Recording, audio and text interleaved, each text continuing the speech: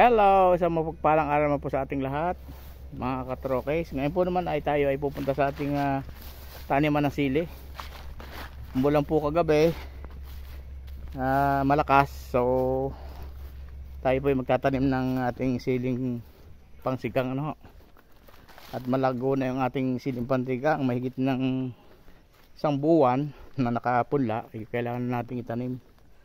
Kaya nagpatulong na kami para tayo ay makapagtanim at hindi na uli abutin ng malakas ang init. Ngayon ay makulimlim naman, baka uulan, kaya tinutuloy-tuloy namin at saka kung hindi man siya umulan ng diretsuhan ay aming didiligin na lamang kaya halina kayo ating samahan ng aking mga magtatanim.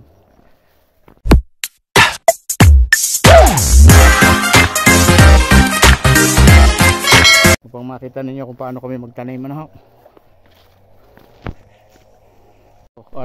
Diyan na tayo sa tatanim Areho itirabas na ng mais. Ayan, tirabas na yung mais din eh. At ang isusunod naman natin dito ay yung sili na panigang.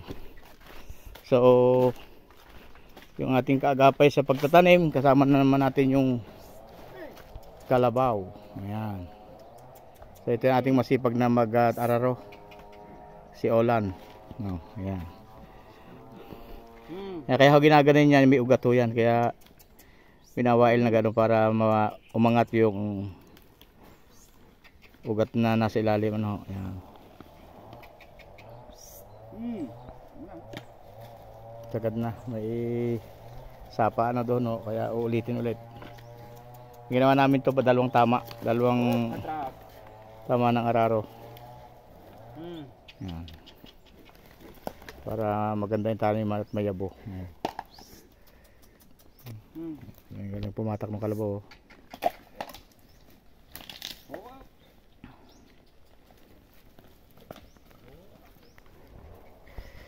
Ayan, medyo malapad-lapad na yung natanim natin dito.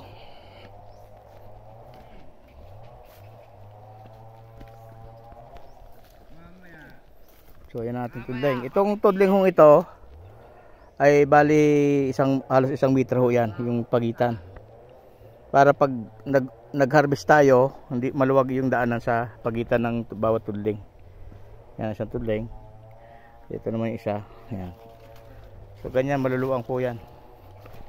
At yung pagitan naman ng ating tanim na sili ay isang ruler po yan. Yan. Isang ruler ng pagitan. Halos mahigit pa.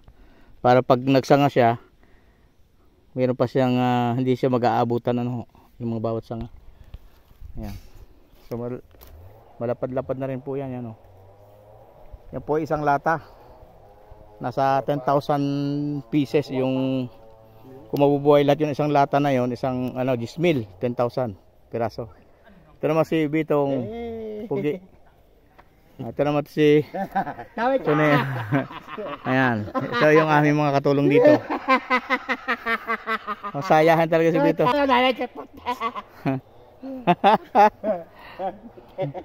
Ayan. Itong binhi namin ito, ang tandaan ito, may gitna isang buwan po yan. Alin? Ito, chile. Meron pa doon? Di, chile, yung malang nara. Meron pa doon. Ay wala, meron pa ito. Marami pa doon. Nakuha pa si Tony sa punlaan. So kumukuha pa isang kasama namin para maitanim dito. Hindi natin binibigla yung pagkuha dahil malalanta. Kami, hapon nagtanim, yung umulan. Yan yan ang ating mga tinanim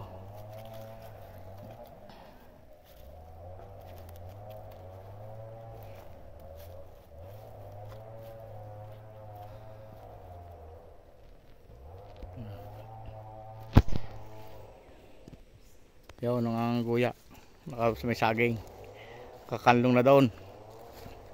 Ayan. Yan yung anak nung nag-aararo. Ayan.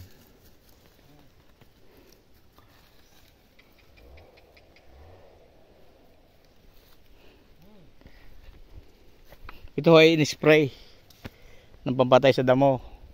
Ito ang problema ito. Hindi agad siya mamatay. Itong parang gabi nito yung hinigilong halaman nito.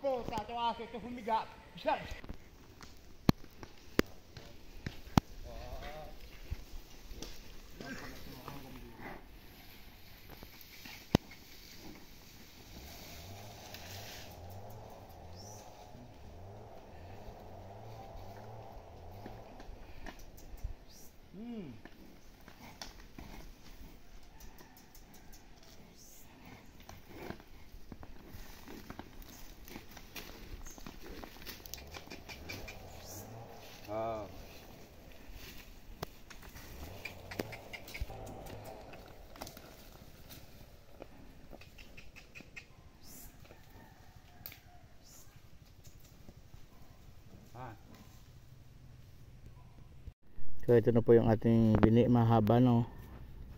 Halos ang tangkal ng taas nito. Ayan. Ayan. 12 inches.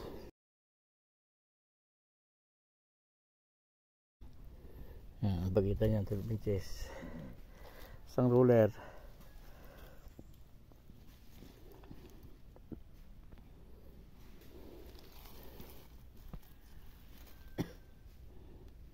Itong ugat na yan dinidiin dito, yan, pinapalapat para hindi siya mamatay.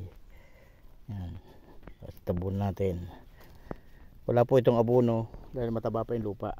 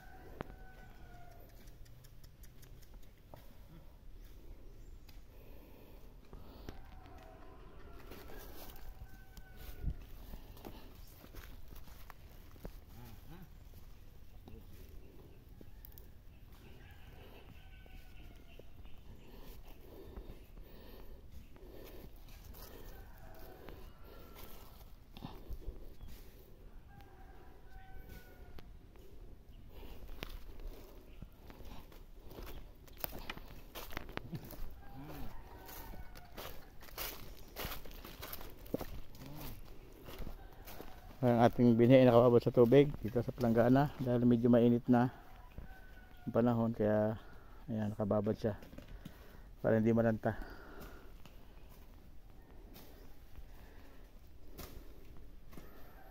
Iba talaga pag tulong-tulong, wala rin makakatapos. May nagtatabas, may nagtutudling, may nagtatanim.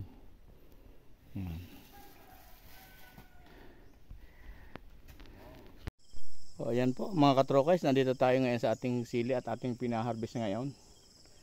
Ngayon ay naka-schedule para bilhin ang aming silay na pangsigang. Kaya kami nariniw ngayon.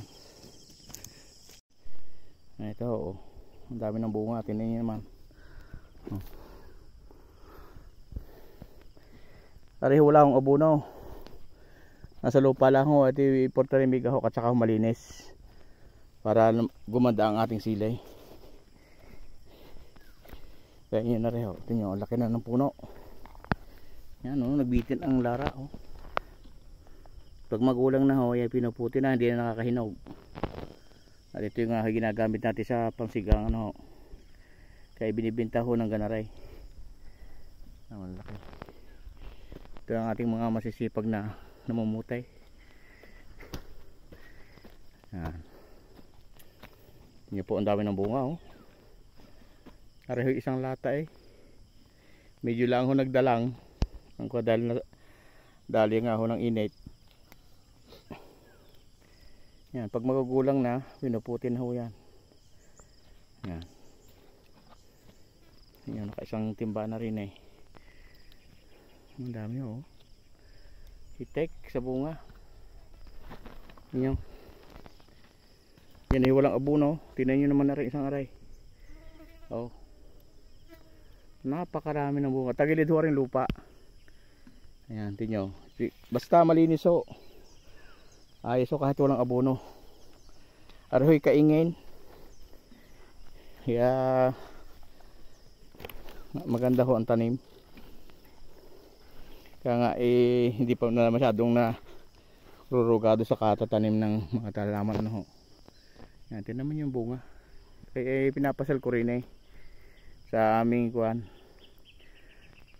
taniman ng sili para makita ninyo pagkalalaki ho. Ayan, daming bunga.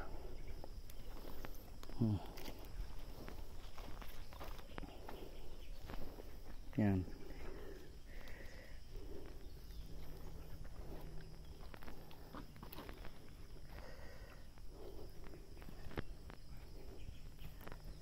Sa taas na. Mga ilang buwan ka ito bago bago matapos anihan. Tagal pa to no? Sariwa pa Ha? Mga ilang buwan ito? May 6? 7 buwan? Yun daw, 7 buwan daw rin bago sayang tong nabagsakan ng niyog Pero buhay pa naman. Ayan, tinan naman nyo nakakatuwa Talagang ang dami ng bunga. Ang dami ng laglag ang laglag pala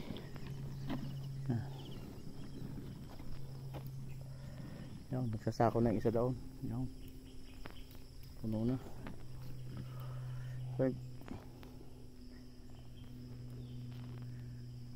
Ito yung bunga ng ating pinaghirapan, katatanim. Ang dami ng bunga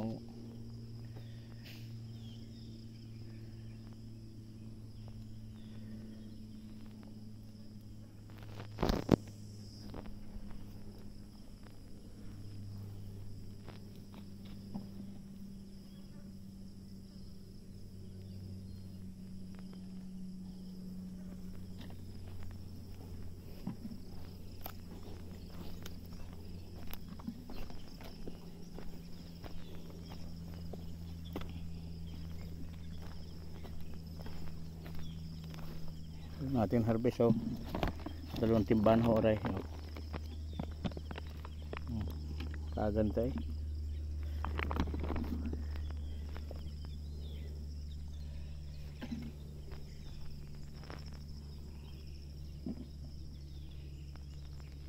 so yan ho, sana may bahagi naman ako sa inyo na kahit paano makakuha ng konting idea sa pagtatanim ng sili ng siling panigang.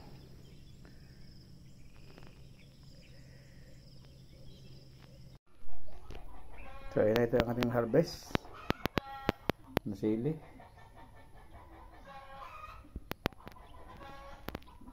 Siling panigang. Kung gusto niyo yung video na ito, like, subscribe, and click the ring. Click the notification bell or bell icon. Yeah. 2 times para ma-notify po kayo sa mga susunod namin gagawin na videos. Thank you. Bye.